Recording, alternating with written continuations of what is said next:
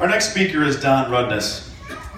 Don Rudness is a 1966 graduate of Marquette High School and in 1973 graduated from Northern Michigan University.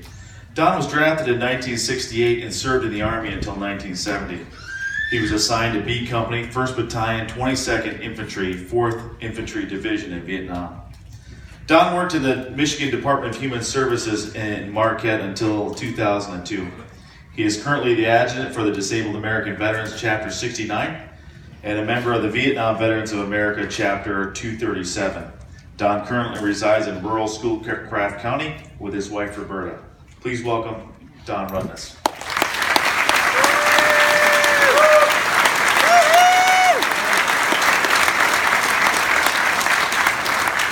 Thank you, Will. Before I begin, I would like to let you all understand and know Frank Donkers. Frank Donkers, and yes, it's that Frank Donkers, is, I believe, and forgive me if I'm mistaken, Frank, but is 70 years old. Stand up.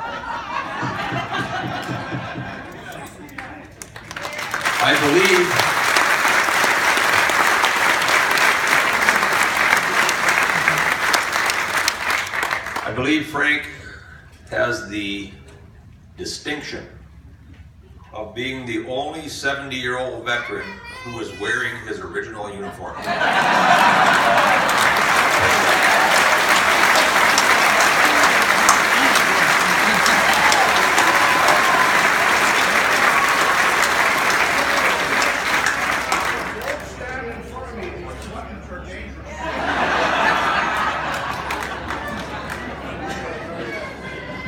Okay. I've been asked to share my feelings with all of you on what the Vietnam Veterans Memorial, or more simply, the wall, means to me. Before I do that, I'd like to read a letter that was left at the wall. As you probably all know, a lot of people leave artifacts, letters, bracelets, all kinds of things at the wall. This was a letter left that struck my eye. Damn you, brother. Why didn't you come back? I wanted you back, but not in a box. I still love you, and I'd love you if you came back in one piece, or with your arms or legs or mind missing.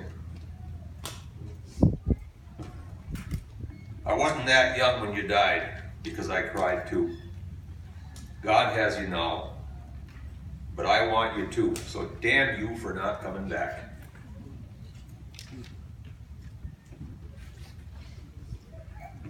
Almost 32 years ago today, my wife and I took our two daughters, one of which is here today, who were 13 and 10 at the time, to Washington, D.C. for what was our first real family vacation. While we viewed most of the other famous memorials and toured the White House, the Capitol, many of the museums, my real reason for going was to see the wall. The wall had only recently been dedicated, and I couldn't stop thinking about having to see that wall. Since that time, I've been to 4 of the traveling walls, both in the Upper Peninsula and in Florida. We winter in Northport, Florida, by the way, and a permanent replica of the wall is currently being built in Punta Gorda, which is just down the road from Northport. The wall never fails to captivate me. Why? Have you ever sat staring over a beautiful lake or some other pleasant vista? The same feeling comes over me when I visit the wall. No matter where it is, I have no less than 10 4th Infantry Division brothers who died while I was in Vietnam. and whose names are on this wall. One was killed the night I was wounded. One died from his wounds the next day. 5 died from a booby trap. The booby trap consisted of a load of resupply ammunition that was on its way to our fire base, to our LZ, that slid on a pallet out of a chopper when it banked to make its approach. It landed the ammunition landed approximately three clicks from our fire base. So a detail was quickly dispatched to secure the ammunition because this happened in the late afternoon and they knew they wouldn't be able to get it out until the next day when they could get a crane in there. A detail of approximately 15 men pumped approximately 3 clicks, found the ammunition, and one tripped a tripwire. The enemy had already booby-trapped the ammunition and the whole thing went off at once. Claymores, M60 ammunition, M16 ammunition, fragmentation grenades, you name it. The first 5 guys in the column died that day. The rest secured the ammunition and stayed with the dead and the wounded.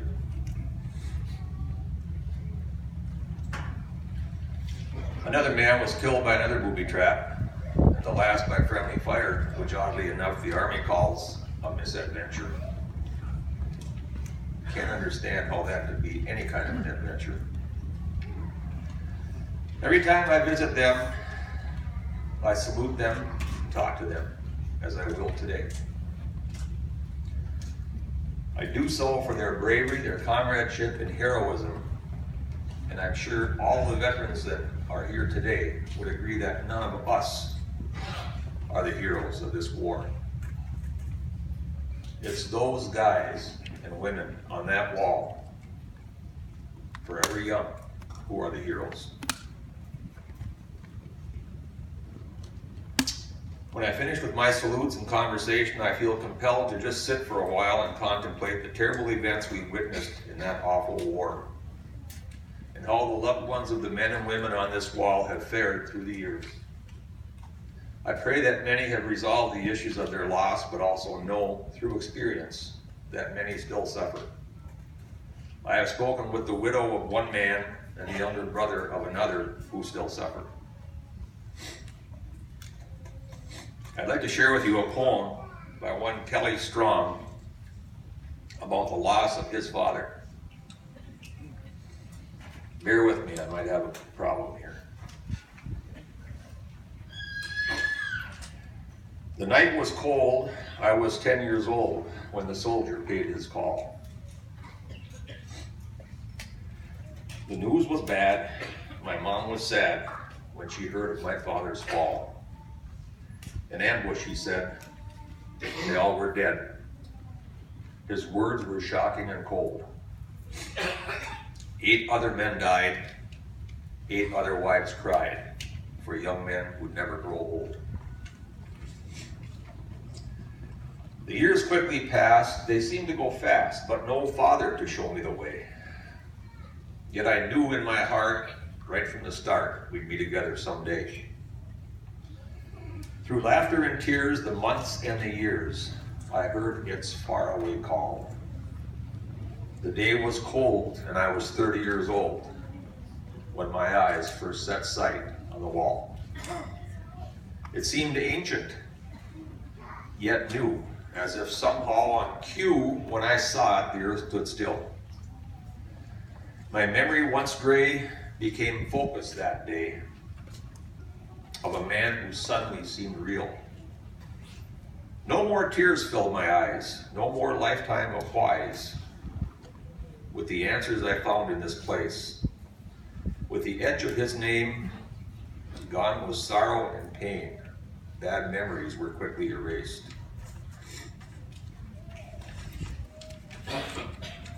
And as I stared into the black, My father stared back. He smiled, and my heart filled with joy. I said, "Welcome home, Dad. What a journey you've had." He said, "Great to be home, my boy."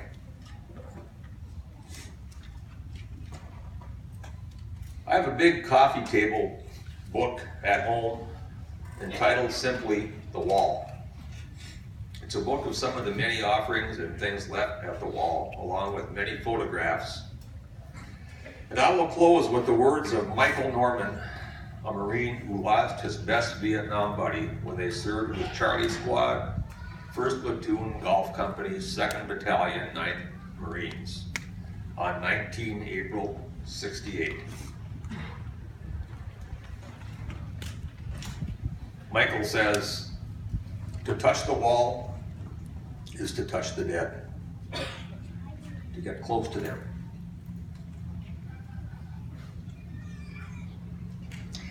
As they make this crossing, as those who never knew war come close to those taken by it,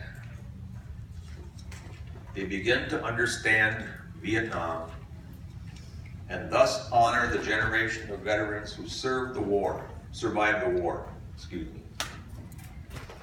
We have never asked for more.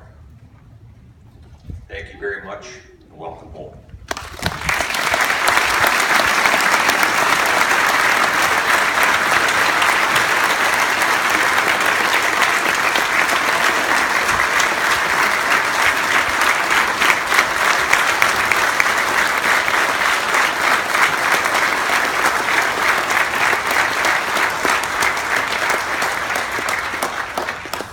Wow. I congratulate you, Don, for being able to get that out. I really do. And believe me, brothers that are out